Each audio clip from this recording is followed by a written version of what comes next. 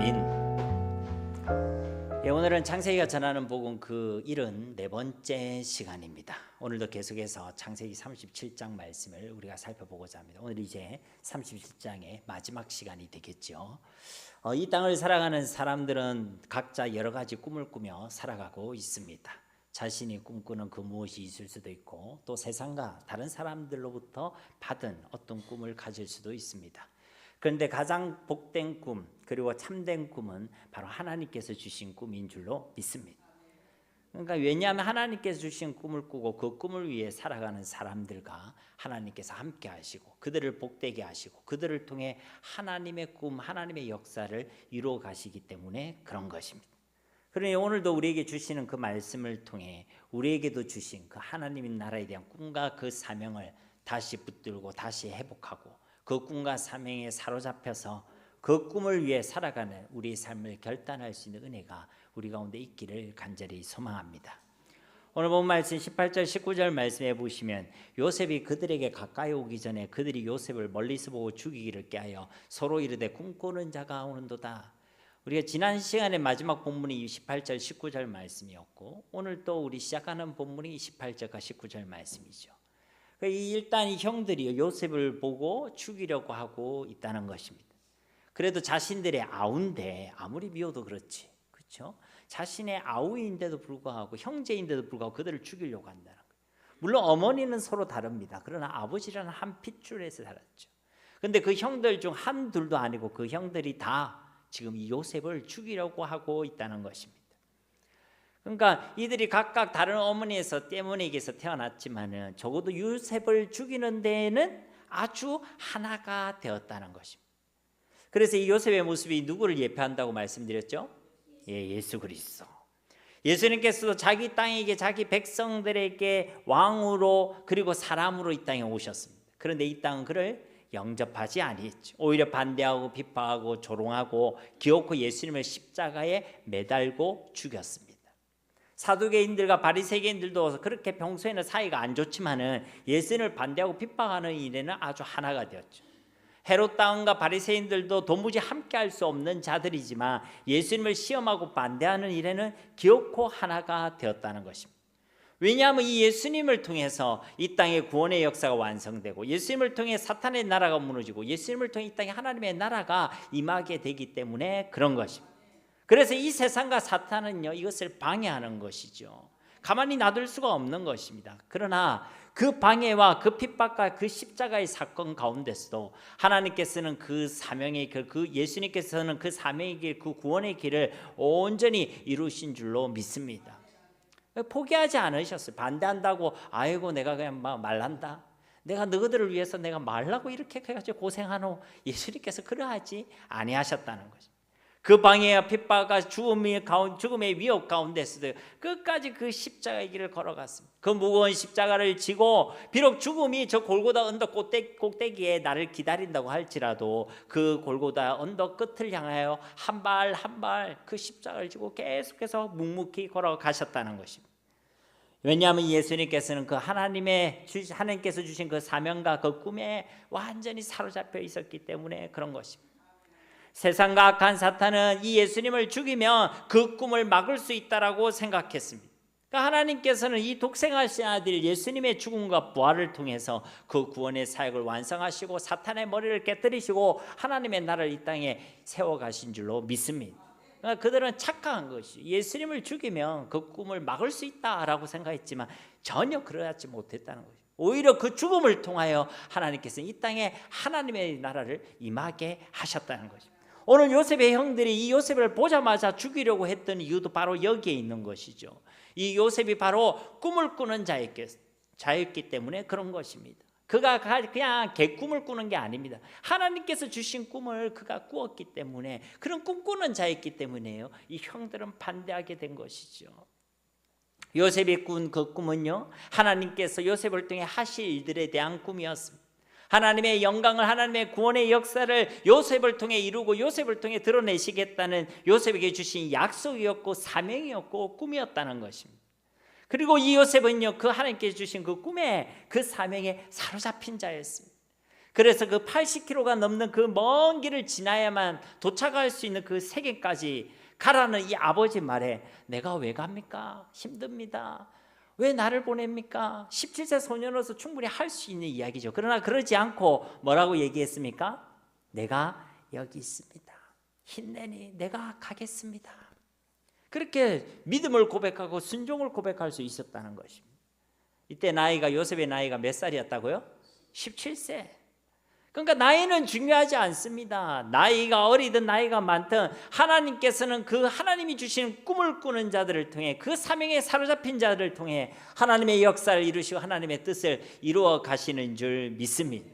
그래서 우리는요, 하나님의 부르심 앞에, 하나님께서 맡기신 그 사명과 꿈 앞에서 나이와 같은 것을 핑계대면 안 되는 것이죠. 우리의 상황을 핑계대서도 안 되는 것입니다. 그 주님의 부르심과 맡겨주신 그 사명 앞에 저와 여러분의 대답 역시도 힘내니 내가 여기 있습니다. 내가 그리하겠습니다. 믿음과 순종을 고백하는 저와 여러분이 되어야 할 줄 믿습니다. 어쨌든 예수님이 그러하셨듯이 오늘 말씀에 요셉도 죽음의 위협을 받게 되는 그 이유는 그가 바로 하나님께서 주신 꿈을 꾸는 자였기 때문에 그렇다는 것입니다. 그렇습니다. 하나님으로부터 사명을 받은 자들, 하나님께 주신 그 꿈을 받은 자들은 반드시 세상의 반대와 세상의 핍박을 만나게 되어 있습니다. 왜냐하면 사탄이 가만히 두지 않습니다. 사탄이 볼 때도 내가 방해해야 될 사람, 그리고 내 별 볼 일 없는 사람, 자기도 등급이 있습니다. 근데 그 사람이 사명에 사로잡혔고 하나님의 나라에 대한 꿈으로 사로잡혔고 그 뜨거운 열정으로 사로잡혀 있다. 그러면 사탄의 입장에서는 어떻습니까? 자기 나라가 무너지는 지금 비상 상황 아니겠습니까? 그러니까요, 가만히 둘 수가 없는 거예요. 그래서 저와 여러분이요, 하나님과 상관없이 내 꿈만을 위해서 살아가고 세상이 제시하는 꿈만을 위해서 살아간다면 굳이 사탄이 여러분을 방해할 이유가 없다는 것입니다. 그러나 저와 여러분이 내 꿈, 세상이 제시하는 꿈이 아니라 하나님의 꿈에 사로잡혀서 그 꿈을 위해 살아가고 하나님의 나라를 꿈꾸며 살아간다면 사탄은요, 세상은 여러분을 가만히 둘 수가 없다는 것이죠. 반드시 방해하고 반대하게 되어 있다는 것입니다. 여러분, 사탄이 우리를 방해한다라는 것은 하나님 편에서는 어떤 일이에요? 기쁘고 그리고 복된 일인 것입니다.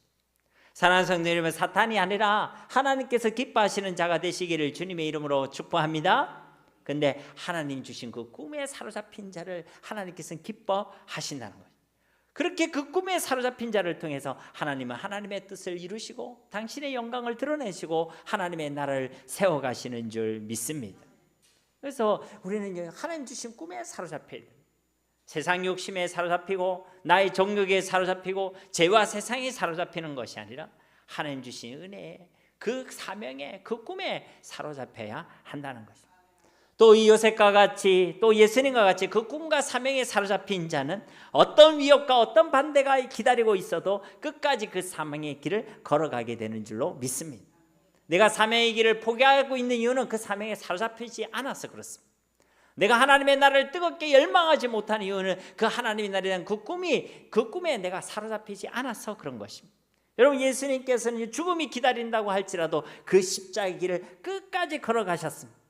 요셉도 그를 향한 미움과 죽음이 기다리고 있는 그 형들을 향해서 끝까지 걸어갔습니다. 세겜에 도착했을 때도 그 형들은 없었습니다. 낙심할 만한 일이 있었죠. 또 도단까지 또 25km나 더 가야 된다는 말을 들었습니다. 그러나 낙심치 않고 끝까지 걸어갔습니다. 왜 그렇죠? 그들이 이 하나님 주신 꿈에 사로잡혔기 때문에 그런 것입니다.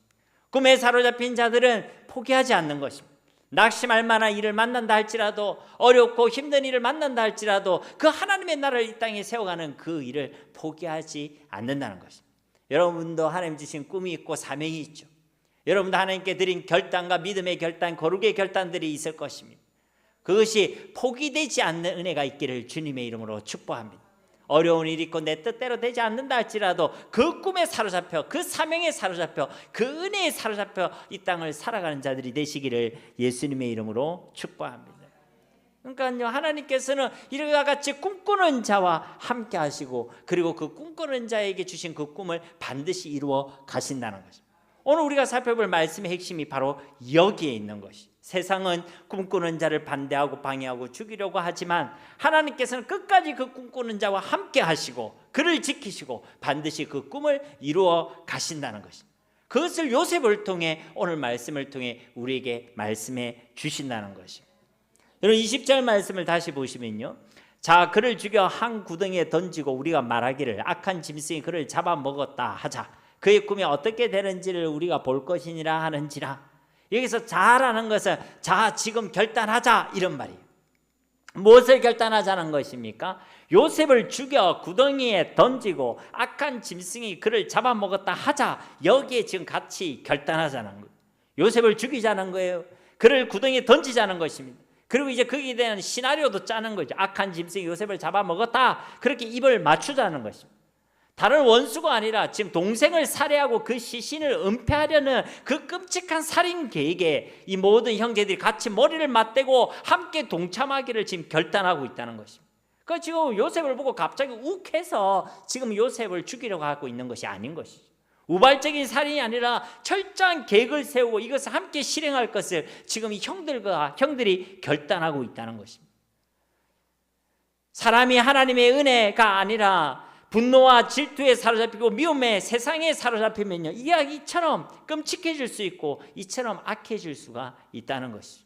사람을 살해하고 죄악의 증거를 감추려 하고 또 그 죄악의 증거를 감추기 위하여 속이고 거짓말을 반복하게 되고, 여러분 이것이 우리 인생들의 모습입니다. 죄를 범하고 죄를 감추려 하고 또 그것 때문에 거짓을 얘기하고 속임을 얘기하고, 이것이 하나님의 은혜가 없는 우리 인생들의 모습이라는 것입니다. 이런 인생들에게 소망이 있습니까, 여러분? 이 인생들이 살아가고 있는 이 땅에, 이 세상에 진짜 소망이 있을 수가 있겠습니까? 아닙니다. 우리 인생들에게는 어떠한 소망도 없는 것입니다. 우리가 예배 전에, 말씀 전에 들렸던 찬양의 가사처럼 세상의 소망은 오직 예수 그리스도밖에 없는 줄 믿습니다. 인생에는 어떤 소망이 없습니다. 나를 봐도 아는 것이고 다른 사람을 봐도 아는 것이고 이 땅을 봐도 아는 것입니다. 오직 하나님의 은혜와 긍휼만이 우리의 소망이고 그 은혜와 긍휼을 완성하시고 드러내신 예수 그리스도만이 우리의 소망인 줄 믿습니다. 그러나 하나님의 은혜가 없는 인생의 모습은 이 형들의 모습과 같이 이처럼 끔찍하고 이처럼 잔인하고 죄악으로 가득할 수밖에 없다는 것입니다. 그리고 이 요셉의 형들은요, 지금 요셉을 공격하는 것 같지만 사실은 무엇을 공격하는 거예요? 요셉에게 주신 그 하나님의 꿈을 공격하고 있는 거예요. 요셉을 도전하는 게 아니에요. 요셉에게 주신 그 꿈을 도전하고 있는 것입니다. 그래서 그들이 뭐라고 얘기합니까? 그의 꿈이 어떻게 되는지를 우리가 볼 것이니라 하는지라. 여러분 이것이 세상의 목적입니다. 여러분 지금 요셉을 죽이는 것이 아니라 그것을 통해서 그에게 주셨다는 그 꿈이 어떻게 되는지 한번 보자. 요셉, 네가 죽고도 네가 꾸었다는 그 꿈이 진짜 이루어지는지 참된 것인지 어디 한번 보자. 그렇게 그 꿈을 조롱하고 있다는 것입니다. 이들은 하나님께서 주신 그 꿈에 대하여 지금 착각하고 있는 것이죠. 단순하게 생각하고 있는 것입니다. 꿈을 꾸는 자를 죽이면, 꿈을 꾸는 자를 막으면 그 꿈도 함께 사라질 것이다 라고 생각하고 있다는 것입니다. 그런데 어떻습니까, 여러분? 예수님을 십자가에 죽었더니 그 꿈이 사라졌습니까? 아닙니다. 그 죽으심을 통하여 죄와 사망과 사탄의 권세가 무너지게 된 줄 믿습니다. 여러분 사도 바울을 비롯해 예수님의 제자들을 잡아 죽였더니 여러분 그 꿈이 사라졌습니까? 아닙니다. 그들의 순교와 핍박 환난을 통하여 그 흩어진 자들을 통하여 이 복음이 예루살렘과 온 유대와 사마리아와 땅끝까지 증거되게 된 줄로 믿습니다. 그래서 저와 여러분이 이 복음을 받게 된 것입니다.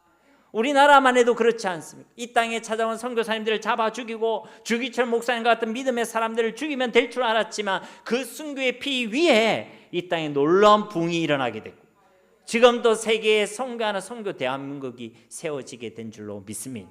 그렇습니다. 하나님께 주신 꿈은 세상의 그 무엇으로도 막을 수가 없는 것입니다.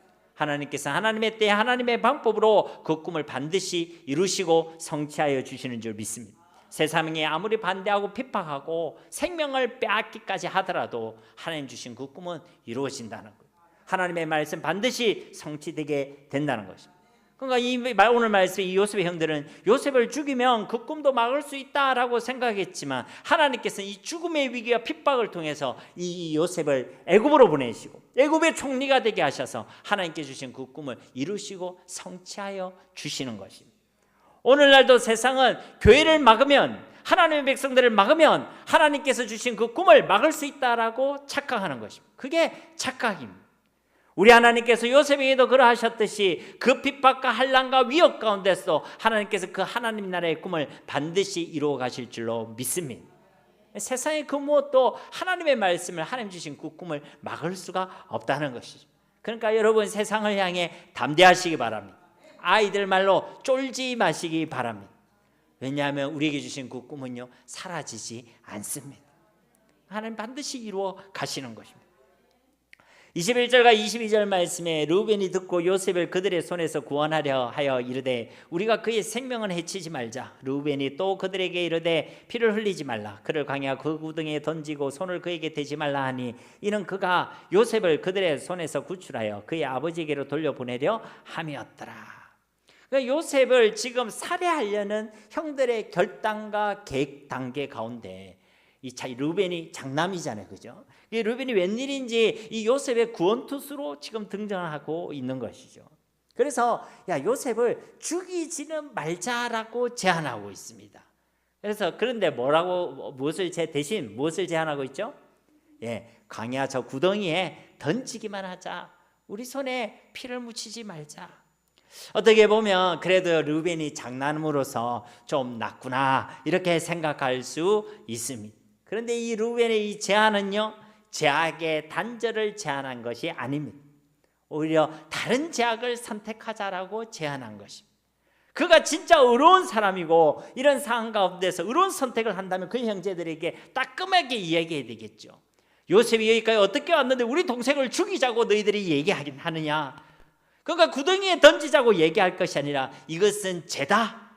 어떻게 동생을 죽일 수 있느냐. 그렇게 따끔하게 꾸짖었어야 마땅하다는 것이죠. 근데 르우벤은요, 이 장남의 위치에 있지만은 그 형제들 가운데 있는 그 제약을 끊어내지 못하고 죄와 타협하고 있는 것입니다. 죽이지는 말고, 그런데 저 구덩이에는 던지자. 그러니까 이거는요, 똑같이 제약을 선택하고 있다는 거예요. 르우벤이 왜 이런 선택을 했느냐? 마음에는 뭔가 장남으로서 책임감은 있었겠죠. 그래도 동생인데. 그런데요, 살리자는 말은 참아 못하는 거예요. 왜 그렇죠? 형제들의 눈치가 보이는 거예요. 다수의 형제들의 눈치가 있는 것입니다. 여러분, 그렇지 않습니까? 모두가 다 아니라고 하는데 그 가운데서 혼자 옳습니다라고 이야기하는 것은 결코 쉽지 않습니다. 그러나 그리스도인들은 하나님의 말씀을 기준으로 예는 예라고 이야기하고 아닌 것은 아니라고 이야기해야 될 줄로 믿습니다. 왜냐하면 오직 하나님의 말씀만이 진리이기 때문에 그런 것입니다. 여러분, 우리는 사람의 족수를 두려워할 필요가 없는 것입니다. 우리 하나님이 만유보다 크시기 때문에 그런 것입니다. 우리가 세상의 힘 앞에 쫄 필요도 없는 것입니다. 이 세상을 만드신 분이 우리 하나님이시고 우리 하나님은 전능하신 하나님, 살아계신 하나님이시기 때문에 그런 것입니다. 그런데 이 하나님이 안 믿어지니까 사람의 많음이 두려워지고 또 세상이 두려워지고 그렇게 되는 것입니다. 이 르우벤은요, 자신이 그 형제들의 제약에 대하여 말려야 하는 위치에 있음에도 불구하고 그 죄를 끊어내지 못하고 적당히 죄와 타협하고 있는 것입니다. 사랑하는 성도 여러분, 죄는 타협의 대상이 아닙니다. 죄는 철저히 우리가 대적하고 구별해야 될 대상이고 피 흘리기까지 싸워야 될 대상인 것입니다. 그러나 르우벤은 그러하지 못했다는 것입니다. 그러나 하나님께서 이 르우벤의 악함을 통해서도 요셉의 생명을 지키시고 이 요셉에게 허락하신 그 꿈을 이루시고 계시는 줄 믿습니다.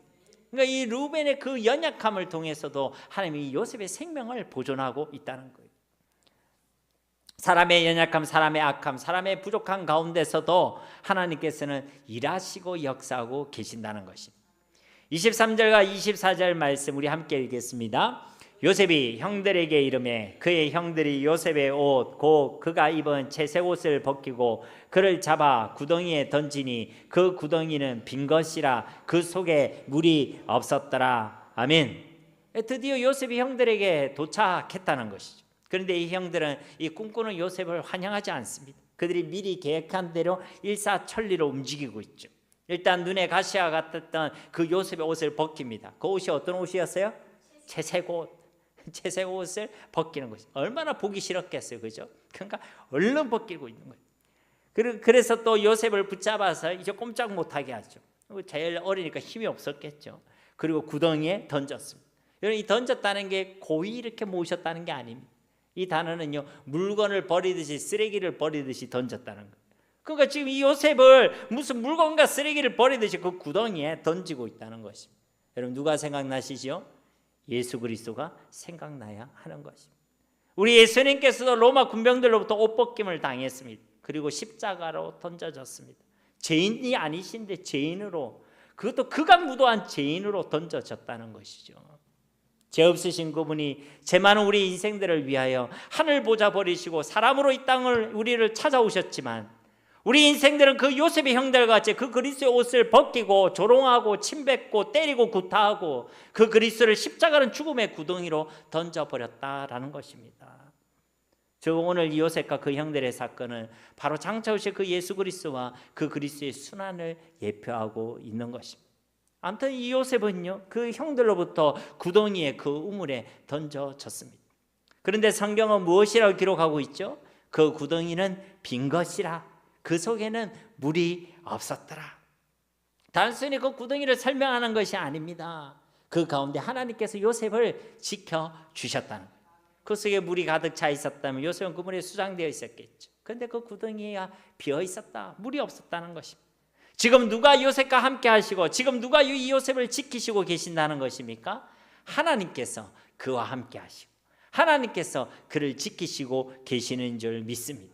이 핍박과 이 위기 가운데서도 하나님은 여전히 일하시고 역사하고 계신다는 것, 그것도 아주 세밀하게, 아주 정확하게 역사하고 계신다는 것이죠. 그래서 이 우물 이야기를 우리에게 주고 있는 것입니다. 25절 말씀, 그들이 앉아 음식을 먹다가 눈을 들어 본즉 한 무리의 이스마엘 사람들이 길르앗에서 오는데 그 낙타들의 향품과 유향과 몰약을 싣고 애굽으로 내려가는지라. 여기서 그들이란 것은 누구죠? 그들이 앉아 되는데 그들이 누굽니까? 요셉의 형제들을 얘기합니다. 요셉의 형들을 얘기하는 겁니다. 그런데 이 요셉의 형들이 방금 전까지 무엇을 하고 있었죠? 요셉의 옷을 벗기고 무슨 쓰레기를 버리듯이 요셉을 구덩이에다가 던져버렸습니다. 그래 놓고는 지금 무엇을 하고 있다는 거예요? 앉아서 음식을 먹고 있다는 거예요. 여러분, 요셉이 그렇게 형들에게 붙잡혀서 옷이 벗겨졌을 때 기뻐했을까요? 아니죠. 구덩이에 던져지고 있을 때 그냥 그 요셉이 가만히 있었을까요? 아니죠. 아마도 소리쳤겠죠. 왜 이러냐고, 이러지 말라고, 어떻게 형들이 나에게 이럴 수 있냐고, 그 구덩이에 던져진 상황 가운데서 계속 외쳐댔겠죠. 살려달라, 살려달라, 어서 꺼내달라, 꺼내달라, 그렇게 소리를 치지 않았겠습니까? 여러분, 이것은 우리만의 상상이 아닙니다. 창세기 42장 21절 말씀에 보면 그들이 서로 말하되 우리가 아우의 일로 말미암아 범죄하였도다. 그가 우리에게 애걸할 때에 그 마음의 괴로움을 보고도 듣지 아니하였으므로 이 괴로움이 우리에게 임하도다. 여기 보면 요셉이 그의 형들에게 애걸했다라고 분명히 기록되어 있습니다. 이것을 세번역 성경에는 요셉이 그 형들에게 살려달라라고 애걸했다라고 번역하고 있죠. 그러니까 바로 옆구덩이에서 요셉이 지금 살려달라고, 자기를 꺼내달라고, 제발 나를 꺼내달라고 그렇게 애걸하고 또 괴로운 비명을 질러대고 있는데, 이 형들이란 작자는 그 옆에 평화롭게 앉아가지고 밥이나 먹고 있다는 것입니다. 이때는 사실 먹었다라고 얘기하면 안 돼. 그 앞에 한 단어를 붙여야 되는데 제가 강단이라서 자제하고 있는 것입니다. 저는 얘기 안 했습니다. 어떻게 이럴 수가 있습니까, 여러분? 여러분이 만약 이 요셉의 형들에게 한마디를 할 수 있다면 여러분 어떤 말을 하고 싶습니까, 여러분? 저는요, 이런 말이 떠오르더라고요. 야, 인간들은 지금 목구멍에 팝이 들어가느냐, 이 비정하고 악한 인간들아 라고 소리를 치고 싶습니다. 또 모르죠, 요셉의 형들의 살벌한 표정과 눈빛을 보고는 좀 쫄아서 속으로만 욕했을 수도 있을 것입니다. 사랑하는 성도 여러분, 하나님의 은혜가 없는 인간의 모습은요, 이처럼 비정한 것입니다. 이처럼 냉혹하고 이처럼 말하는 악한 것입니다. 그래서 말씀드리는 것입니다. 우리 인생들 중 그 누구도 의인은 없다는 것이고 다 멸망받아야 마땅한 죄인들이고 우리 인생에는 그 어떠한 소망도 없다는 것입니다. 다시 말씀드리지만 오직 하나님의 은혜와 긍휼만이, 오직 예수 그리스도만이 이 땅의 소망이요 우리 인생의 소망인 줄 믿습니다. 다시 본문 말씀으로 돌아 바로 그때에 이제 한 무리가 그들 쪽으로 오고 있었다는 것입니다. 그들은 누구였냐면 애굽으로 내려가는 이스마엘 사람들이었습니다. 이들은 길라스로부터 귀한 향료들을 신고 지금 애굽으로 가던 중이었습니다. 애굽의 당시에는요 미라를 만들고 또 화장품 사업이 유행하고 있었거든요. 그래서 각종 향품과 유약과 몰약기 아주 수요가 급증하고 있는 그런 시기였습니다. 그래서 이 애굽으로 이동하던 중에 이 이스마엘 족속들의 상인들을 만나게 된 것이죠. 이 역시도 얼핏 보면 우연으로 보이지만 사실은 이 요셉을 그 구덩이에서 건져 주시고자 하시는 하나님의 섭리인 줄 믿습니다. 바로 그때에 하나님께서 딱 사인을 주시고 하나님께서 예비하셨다는 것입니다. 26절과 27절 말씀에 유다가 자기 형제에게 이르되 우리가 우리 동생을 죽이고 그의 피를 덮어둔들 무엇이 유익할까? 자, 그를 이스마엘 사람들에게 팔고 그에게 우리 손을 대지 말자. 그는 우리의 동생이요 우리의 혈육이니라 하며 그의 형제들이 청종하였더라. 아까는 루벤을 통해서 요셉의 생명을 지켜주시더니 이번에는 유다를 통해서 요셉을 그 구덩이에서 건져주시고 계시는 것입니다. 누가 말입니까? 루벤과 유다가 아니라 바로 하나님께서 그리하시고 계신다는 것입니다. 여기서도 유다가 의로운 것이 아닙니다. 그 역시도 죄를 끊어내고 있는 것이 아니라 죄와 타협하고 있는 것이죠. 굳이 표현하자면 죄에 대해서 회개하고 죄에 대해서 돌이키기보다는 조금 더 괜찮은 죄, 조금 더 작은 죄를 선택하고 있다라고 착각하고 있는 것입니다. 여러분, 죄 가운데 좀 더 괜찮은 죄, 조금 더 나은 죄가 있습니까? 없습니까? 없습니다. 어떤 죄라도 다 하나님의 심판의 대상이 되는 것이고 어떤 죄라도 다 멸망당하게 될 이유가 되게 되는 것입니다. 그런데 유다는 자기 딴에는 적당히 죄와 타협하면서 적당한 선에서 그래 내가 그래도 형인데 조금 더 나은 죄를 내가 제한하고 선택해야 되겠다, 이런 착각을 하고 있다는 것입니다. 그래봐야 하나님 보실 때는 뭐예요? 명백한 죄일 뿐이고 그리고 또 죄인일 뿐인 것입니다. 그렇지만 이번에도 하나님께서는 그 유다의 연약함 가운데서도 하나님의 뜻을 이루시고 역사하고 계시는 것입니다. 그 유다의 제안을 통해서 애굽으로 가야 하는 요셉을 그 우물로부터 건지시고 또 그 애굽에 도착하기까지 그 여정에 이 이스마엘 사람들을 통해서 가장 안전한 방법과 수단도 마련해 주시고 계시는 것입니다. 28절 말씀 우리 다시 한번 읽어보겠습니다. 그때 미디안 사람 상인들이 지나가고 있는지라 형들이 요셉을 구덩이에서 끌어올리고 은 20에 그를 이스마엘 사람들에게 팔매 그 상인들이 요셉을 데리고 애굽으로 갔더라. 아멘. 여기 보면 두 가지 표현이 함께 등장하죠. 미디안 사람이란 표현이 있고 또 이스마엘 사람이란 표현이 있습니다.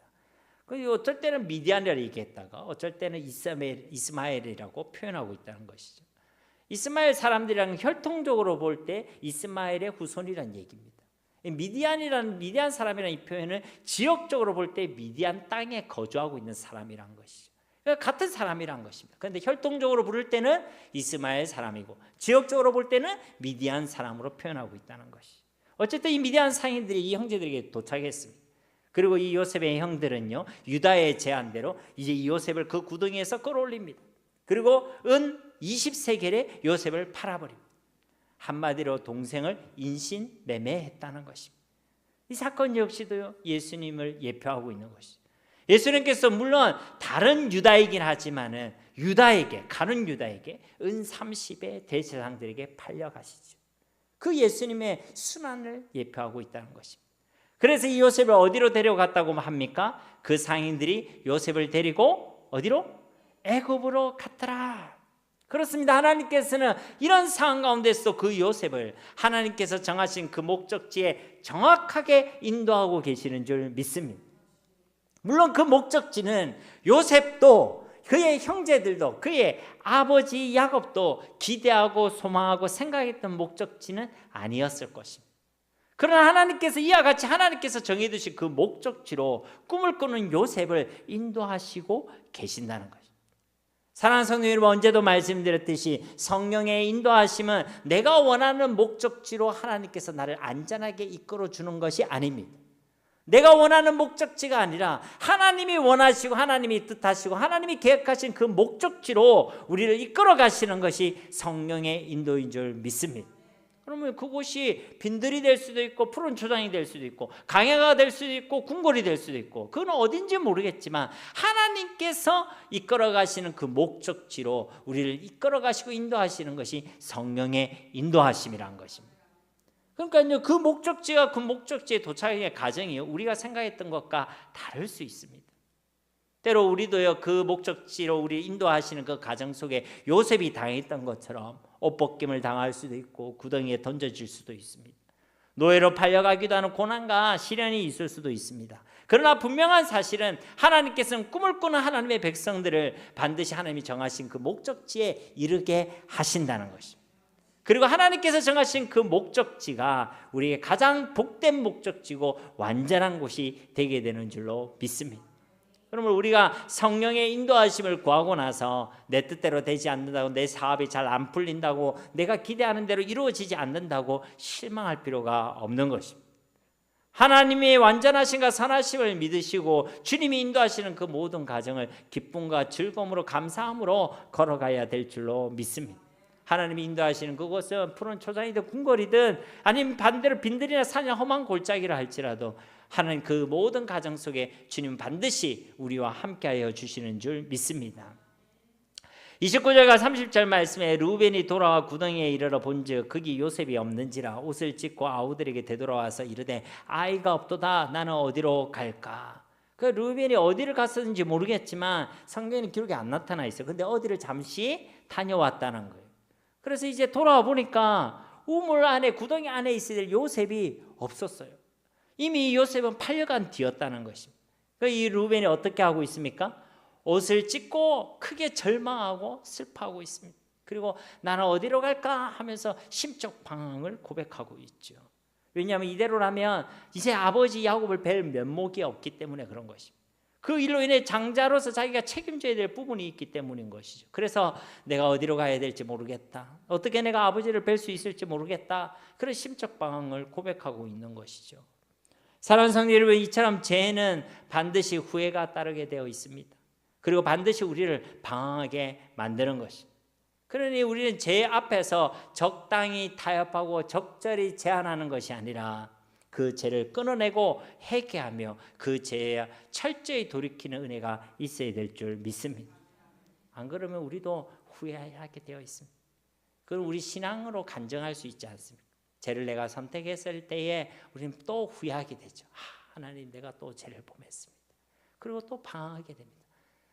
우리 청년들이랑도 말씀 나눌 때 그런 얘기를 하더라고요. 계속 말씀 듣고 결단했는데 또 실패하고, 말씀 듣고 결단했는데 또 실패하고, 하나님 앞에 너무 죄송해서 이제 결단도 못 하겠습니다. 그렇게 얘기하더라고요. 방황하게 되는 거예요. 그게 반복되면 방황하게 되는 것입니다.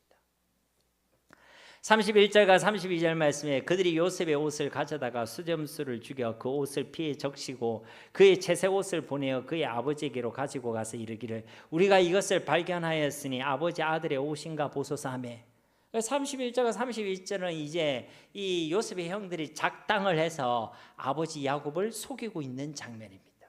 그래서 치밀히 계획을 짜고 이제 실행하죠. 일단 요셉의 채색 옷에다가 수점수에 피를 묻혀서 적시고 있습니다.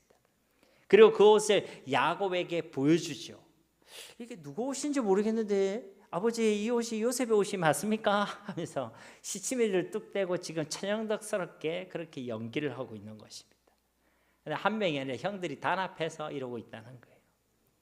그만큼 하나님의 은혜가 없는 인생의 악함을 아주 분명하게 보여주고 있는 것이고, 또 이것은 예전에 야곱이 그의 아버지 이삭을 천연덕스럽게 속이고 있던 그 장면을 생각나게 하죠.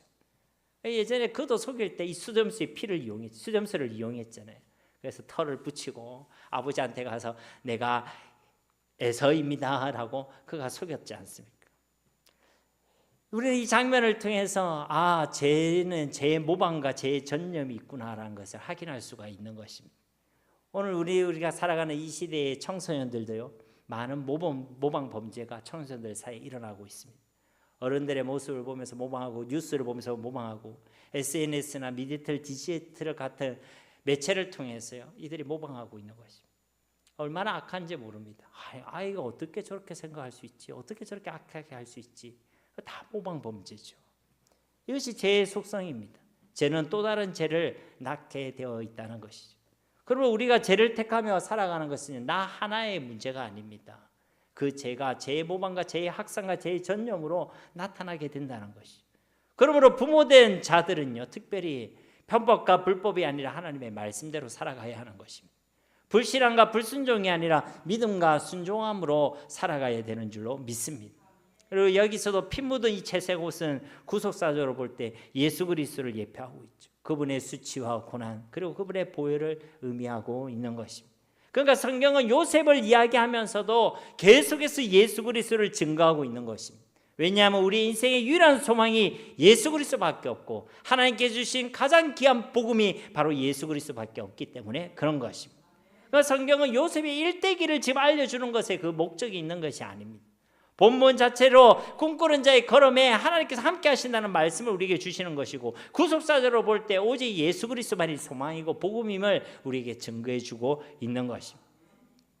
33절에서 35절 말씀에 아버지가 그것을 알아보고 이르되 내 아들의 옷이라 악한 짐승이 그를 잡아 먹었도다. 요셉이 분명히 찢겼도다 하고 자기 옷을 찢고 굵은 배로 허리를 묶고 오랫도록 그의 아들을 위하여 애통하니 그의 모든 자녀가 위로하되 그가 그 위로를 받지 아니하여 이르되 내가 슬퍼하며 서울로 내려가 아들에게로 가리라 하고 그의 아버지가 그를 위하여 울었더라.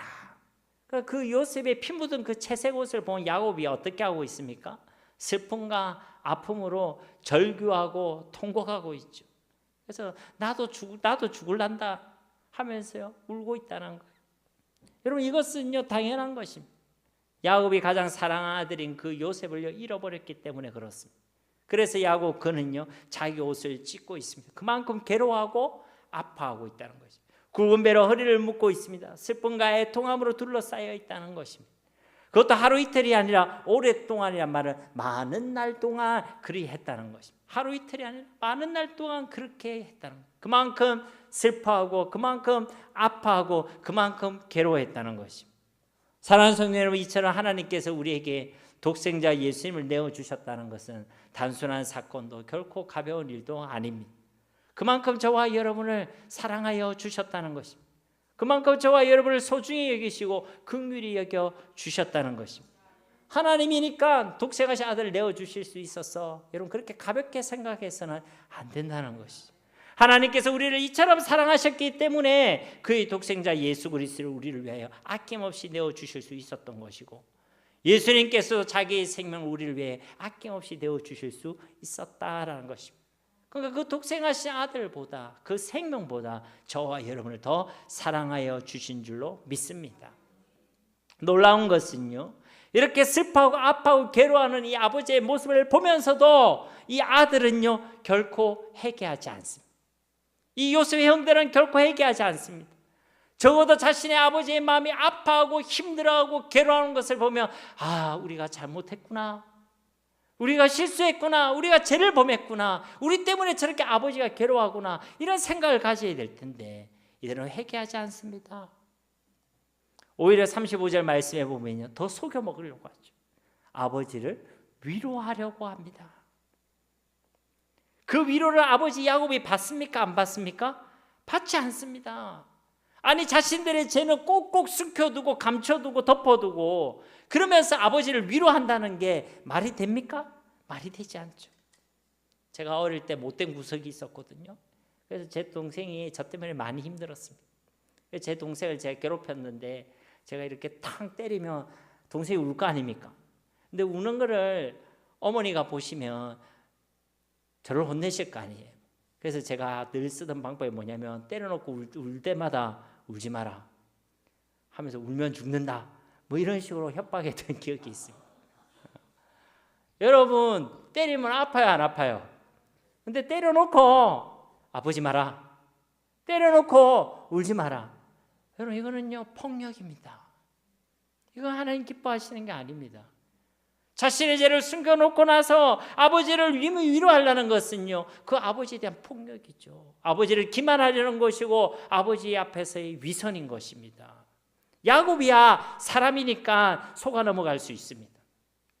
그래서 요셉이 죽었구나, 짐승이 찢었구나, 날 찢어 죽였구나, 그렇게 속아 넘을 수 있다는 것입니다. 그런데 하나님은 속지 않습니다.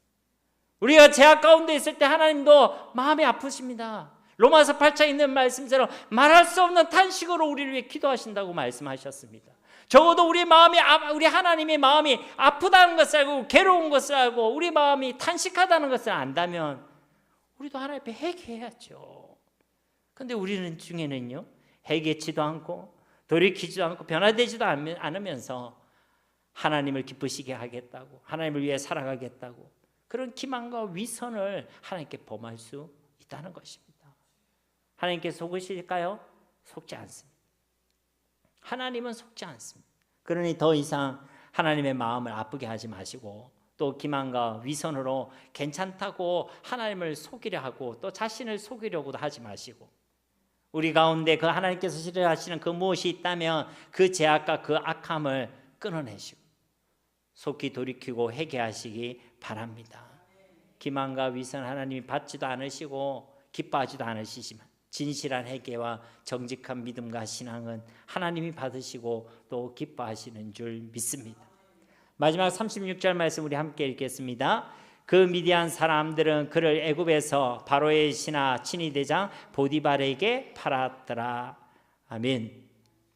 형들에게서 미디안 사람에게 팔려갔던 그 요셉이 이제 애굽에 도착해서는 바로의 신하 친위대장 보디발의 집에 팔려가게 되었다는 것입니다. 팔렸는데 또 팔려가는, 우리가 그냥 봤을 때는 참 기구한 인생이다 이렇게 볼 수 있겠죠. 절망과 낙심의 이야기로 볼 수 있습니다. 그런데 사실은 하나님의 그 역사와 섭리하심의 완전함을 증거하고 있는 말씀인 것입니다.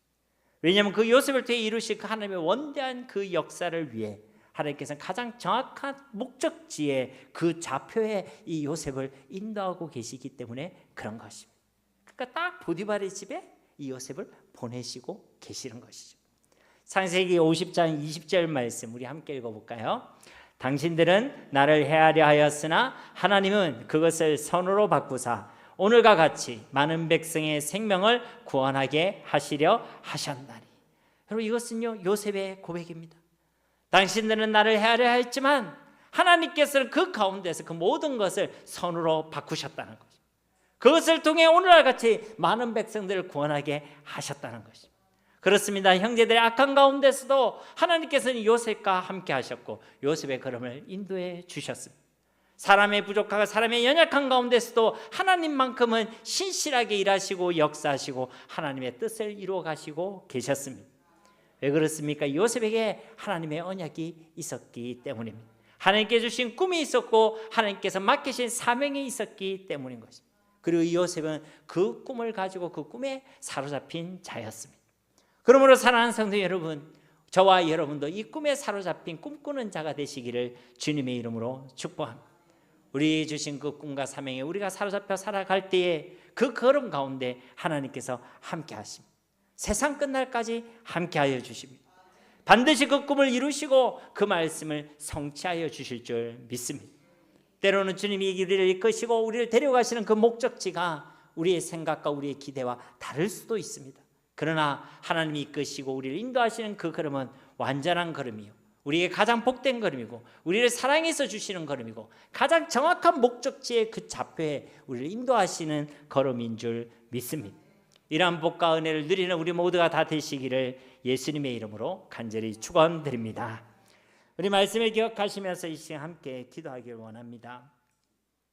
우리 가운데도 하나님께서 꿈을 주시고 사명을 주시고 또 하나님을 향한 결단을 주셨는데, 주님, 우리가 이 꿈과 사명에 사로잡힌 자가 되길 원합니다. 환경 때문에, 상황 때문에 하나님, 우리가 그것을 포기하는 자들이 되지 않길 원합니다. 핑계대지 않는 자들이 되길 원합니다. 주님, 그 꿈을 끝까지 꿈꾸는 자들, 꿈에 사로잡힌 자가 되게 하셔서 하나님이 함께 하시고 그 꿈을 이루시는 하나님을 만나게 하옵소서. 우리의 삶 가운데 하나님께서 싫어하시는 그 무엇이 있다면 우리가 타협하지 않게 하시고 끊어내게 하시고 회개하게 하여 돌이키게 하시고 탄식하시는 그 주님의 음성을 들을 수 있는 주님의 백성들 다 되게 하옵소서. 주의 성령의 인도함을 믿고 확신하는 자 되게 하옵소서. 우리 말씀 붙들고 이 시간 함께 기도하길 원합니다.